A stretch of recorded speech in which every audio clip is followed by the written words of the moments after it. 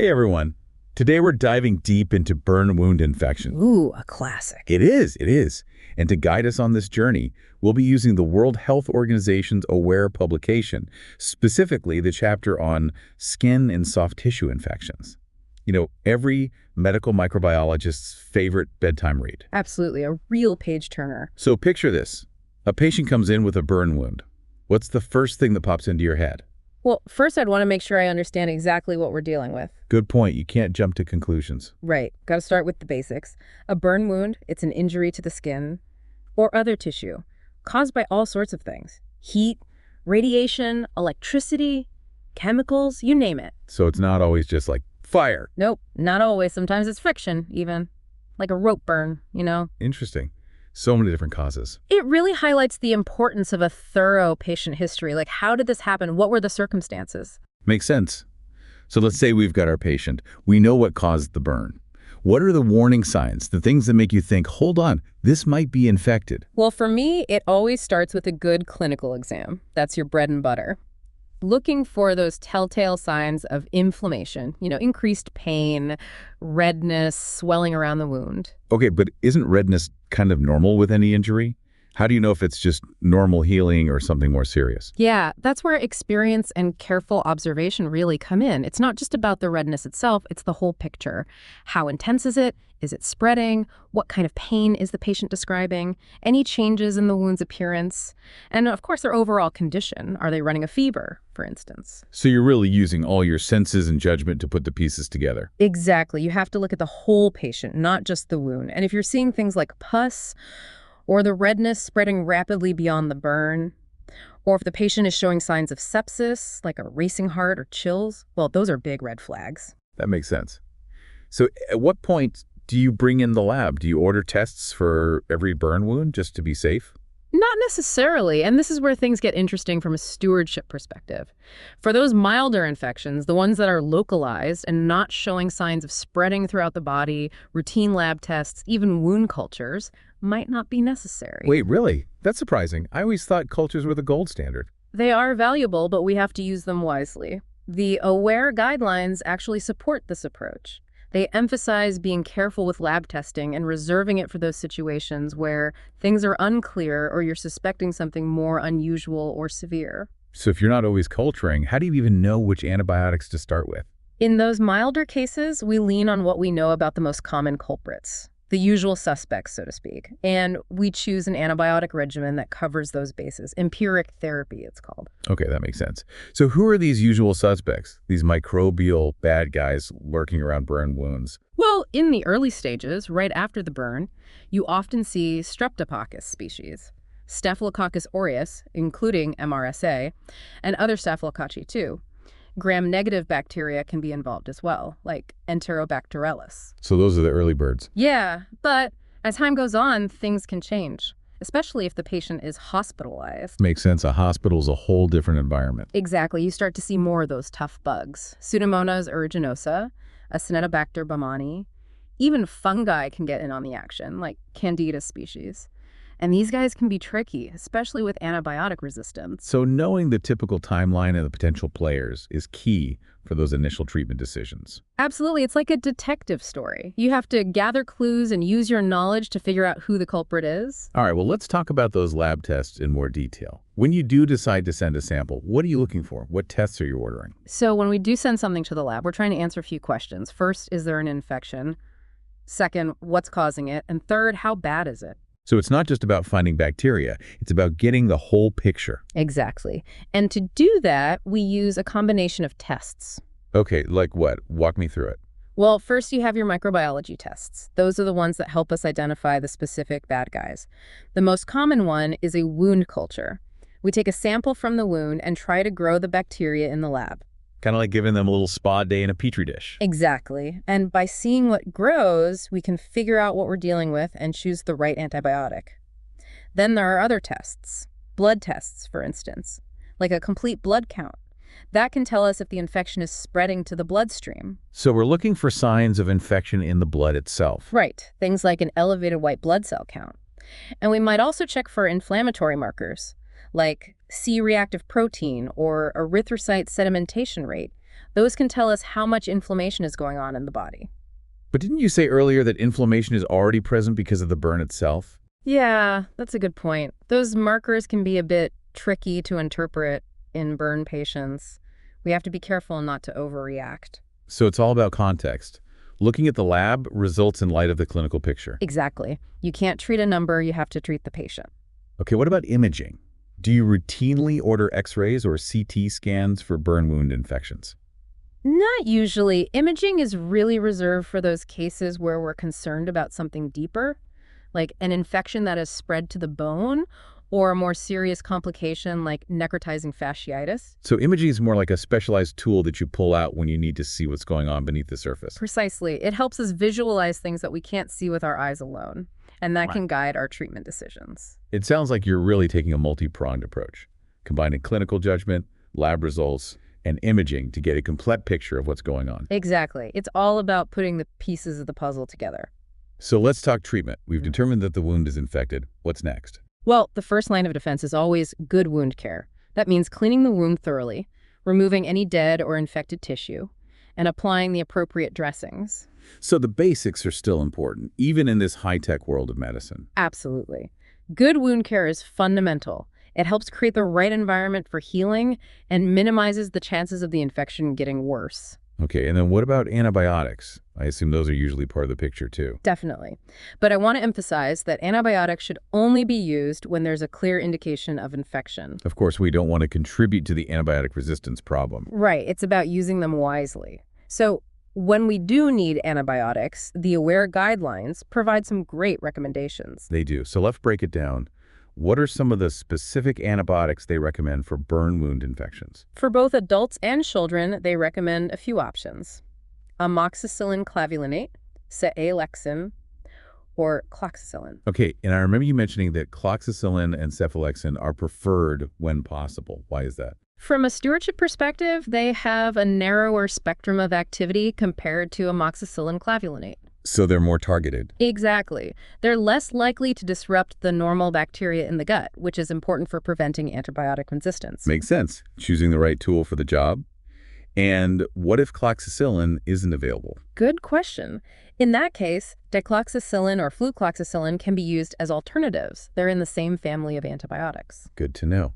And what about dosage and duration? Is there a standard approach? Not really, it depends. The dosage is always calculated based on the patient's weight, and the duration of treatment depends on how severe the infection is. So can you give us some examples just to get an idea of what we're talking about? Sure. For adults with mild infections, the AWARE guidelines suggest 125 milligrams of amoxicillin clavulinate 3 times a day, or 500 milligrams of cephalexin 3 times a day, or 500 milligrams of cloxacillin 4 times a day. For kids, the doses are adjusted based on their weight, of course. And how long do you typically treat for? For mild cases, usually 5 days is enough. But for those more severe infections, it could be longer, maybe 7 to 10 days, even more, depending on how the patient is responding. So it really varies case by case. It does. There's no one-size-fits-all approach. You have to tailor the treatment to the individual patient. Makes sense. Now, before we move on, I have a bit of a nerdy question. I like nerdy questions. I thought you might. Why are burn wounds so susceptible to infections in the first place? What makes them such easy targets? Well, it comes down to the fact that burns disrupt the skin's barrier function. The skin, our first line of defense. Exactly. And when that barrier is broken, it's like opening the door for all those microbes to get in.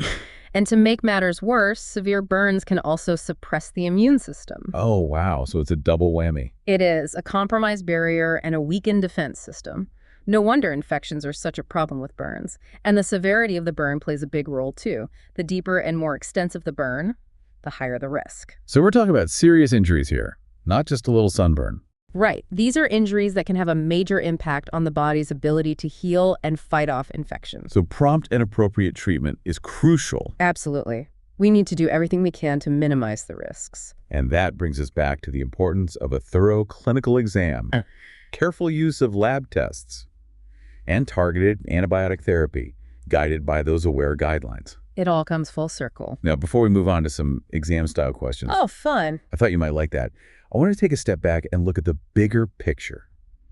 How big of a problem are burn wound infections globally? They're a major issue, unfortunately, especially in low and middle income countries. They're a leading cause of disability and death worldwide. So it's a global health crisis. It is. Infections are the most common complication of burn injuries and a leading cause of death in severe cases. It's a huge burden on healthcare systems and communities. So it's not just a medical problem, it's a social and economic one too. Exactly. It affects individuals, families, entire societies. And it highlights the need for better burn prevention strategies, improved access to care, and more research into new treatments. It's a complex problem that requires a multifaceted approach. A call to action for all of us in healthcare and beyond. Couldn't agree more. All right, are you ready for those exam questions? I think our listeners are eager to test their knowledge. Bring it on. I'm ready to put those brains to the test. All right, hit me with those questions. I'm ready to test my knowledge. Okay, first one. A patient comes in with a burn wound, and you're worried about infection. What's the absolute most important thing you do first to figure out if it's actually infected? The most crucial first step, definitely a thorough clinical exam. Got to look for those signs, the redness, the swelling, is it painful? But also take in the whole picture, just like we talked about. Perfect. Okay, question 2. Which of these things would make you more worried about a burn wound getting infected? Ooh, this is a tricky one. I'd say the size and depth of the burn are huge factors. A bigger, deeper burn, well, that means more damage to the skin, right? More opportunity for those microbes to get in. And of course, if the burn is severe, it can weaken the immune system, making it harder to fight off infection. So both the damage and the body's defenses are key. Nailed it. Yeah. You really understand the connection between the injury and the body's response. Okay, question 3. According to the AWARE guidelines, which of these antibiotics would you generally not use as your first choice for a mild burn wound infection? Okay, let's think about antibiotic stewardship here. Remember, AWARE wants us to use access or watch antibiotics for those milder cases and save the reserve ones for specific situations. So the answer would have to be an antibiotic from that reserve category. Absolutely. Choosing wisely, saving those powerful drugs for when we really need them. Okay, question 4. We've talked about lab tests, but why are those biomarkers of infection sometimes not so reliable in burn patients? Right, good point. Burns cause a lot of inflammation on their own. That can make those biomarkers like CRP or ESR less helpful.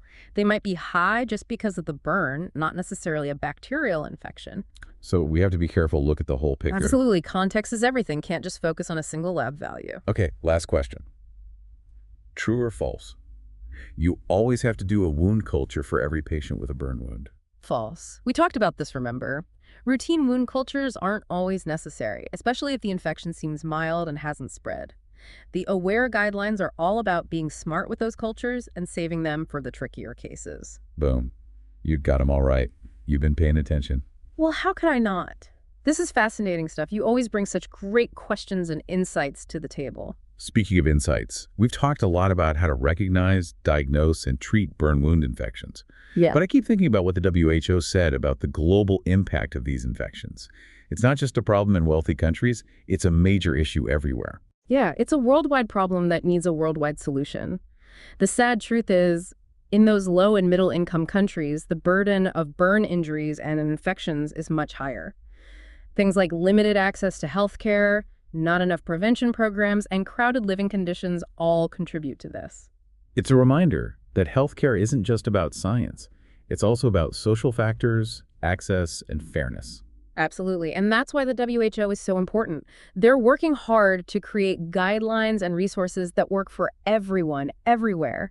Like the AWARE publication, it's such a valuable tool for making sure antibiotics are used correctly, especially in those places where resources are limited and antibiotic resistance is a big worry. That's so important. It's not just about having the knowledge. It's about sharing it and making sure those on the front lines have the tools they need to make a real difference. Right. And speaking of making a difference, we can't forget about prevention. So many burn injuries could be avoided altogether. Educating people about basic safety measures could go a long way in preventing these terrible injuries from happening in the first place. I completely agree. Investing in prevention just makes sense, ethically and economically. It could save lives, reduce healthcare costs, and improve everyone's well-being. It's a win-win, and it takes everyone working together, governments, healthcare providers, and communities. So let's shift gears a little. What's next for burn wound care? Are there any exciting new developments or technologies you're looking forward to? Oh, there are so many cool things happening. Research is constantly pushing boundaries. One area that holds huge potential is the development of new antimicrobial agents. We desperately need new antibiotics that can fight those multi-drug resistant organisms that are becoming more and more common. It's like a never-ending battle against those evolving bacteria. Exactly, and we can't let them win. But it's not just about new drugs, it's also about using the ones we have smarter. Antimicrobial stewardship is key here. And what about those fancy new wound dressings? The ones that are supposed to do all sorts of amazing things. Are those becoming a reality? They're getting closer. Researchers are working on dressings that are more than just a simple covering. Imagine dressings with antimicrobial agents built right in, or growth factors to speed up healing, or even tiny nanoparticles that can target and kill bacteria. These dressings could be a game changer for burn wound care, helping wounds heal faster and preventing infections before they even start. Wow, that sounds straight out of science fiction. Anything else exciting on the horizon? Another cool area is negative pressure wound therapy. It's like using a gentle vacuum to help the wound heal. It removes excess fluid, improves blood flow, and helps new tissue grow. It's like giving the wound a little boost. So it's about creating the perfect healing environment inside and out. Exactly. And personalized medicine is going to play a big role too. As we understand more about what makes each person different, we can tailor treatments to their specific needs and improve their chances of a full recovery. That's exciting. Moving away from one-size-fits-all and towards personalized care. But with all this amazing technology, it's important not to forget the human side of things. So true. Behind every burn wound is a person who's hurting, scared, and uncertain about the future. Healing isn't just physical, it's emotional and mental too. We need to remember that and provide care that addresses all aspects of their well-being. It's about combining cutting-edge science with compassion and empathy, seeing the whole person, not just the injury, and providing care that supports their body, mind, and spirit. Perfectly said. Healthcare is all about people, and our job is to use our knowledge and skills to make their lives better. Well said. Before we get too philosophical, should we go back to those exam questions, make sure our listeners are absorbing all this knowledge? Always up for a challenge. Let's do it. All right, so for round 2 of our burn wound infection quiz. Ready to flex those brain muscles again? Always up for a challenge. Let's hear them. Okay, picture this. A patient with a burn wound. It's looking a bit angry. Redness is spreading. Pain is increasing. What would be a key sign that this infection is getting serious, becoming invasive? I'd be worried if the wound's color starts to change. Like if it gets darker, maybe even a bit dusky. That usually means the infection is going deeper. Right, like a visual alarm bell. Okay, next question. Why don't we order imaging, like an X-ray or CT scan, for every single burn wound infection? Imaging is important, but we don't use it lightly. It's not something we do automatically for every case. We save it for those times when we suspect the infection might be deeper than it looks, or if we're worried about a complication we can't assess just by looking at the wound. So it's about being strategic with those resources, using the right tool at the right time. Okay, true or false? The antibiotic you choose for a burn wound infection is always the same, no matter how old the patient is or how bad the infection is. Definitely false. We spent a lot of time talking about this. Choosing the right antibiotic is super individualized. We look at the patient's age, their weight, how severe the infection is, and of course what bacteria we think might be causing it. It's not a one-size-fits-all situation. Like baking a cake. You adjust the ingredients depending on what you're making. Okay, next one. Which of these is not a key principle for managing burn wounds, according to the AWARE guidelines? Let's see, those AWARE guidelines, they're all about controlling infection, cleaning and dressing the wound properly, and of course using antibiotics carefully. So the answer would have to be something that doesn't fit with those principles. Exactly. Following the evidence, that's what it's all about. All right, last question. I know we keep repeating this, but it's important. Why should we avoid using antibiotics routinely to prevent burn wound infections if the patient isn't showing signs of infection yet? This is about protecting those antibiotics for the future. If we use them too much, those bacteria will become resistant and the drugs won't work anymore. And that's a problem for everyone. We have to be responsible and save antibiotics for when they're really needed. Absolutely. A message worth repeating. Well done, you aced the quiz again. Thanks, it's been fun. These deep dives are always so informative. Totally agree. We've covered a lot of ground today. Everything from how to recognize a burn wound infection to what the future holds for treatment. It's been a whirlwind tour of this fascinating field. But as we wrap up, I want to leave our listeners with a thought. We've talked a lot about the science, the clinical side of things, But it's important to remember that behind every burn wound, there's a person going through a really tough experience. That's so important. They're in pain, they're scared, they're facing a long road to recovery. We can't forget that human side of things. So as we continue to learn and develop new treatments, let's approach this with both scientific knowledge and compassion. It's about combining the best science with human touch, recognizing the individual, and providing care that helps them heal on all levels, physically, emotionally, and mentally. Beautifully said. At the end of the day, healthcare is about people, and we're here to use our knowledge and skills to make their lives better. Couldn't said it better myself. And on that note, it's time to wrap up our deep dive into the world of burn wound infections. Thanks for joining us on this journey. It's been my pleasure. Until next time, keep those brains engaged, keep asking those questions, and never stop exploring the amazing world of microbiology.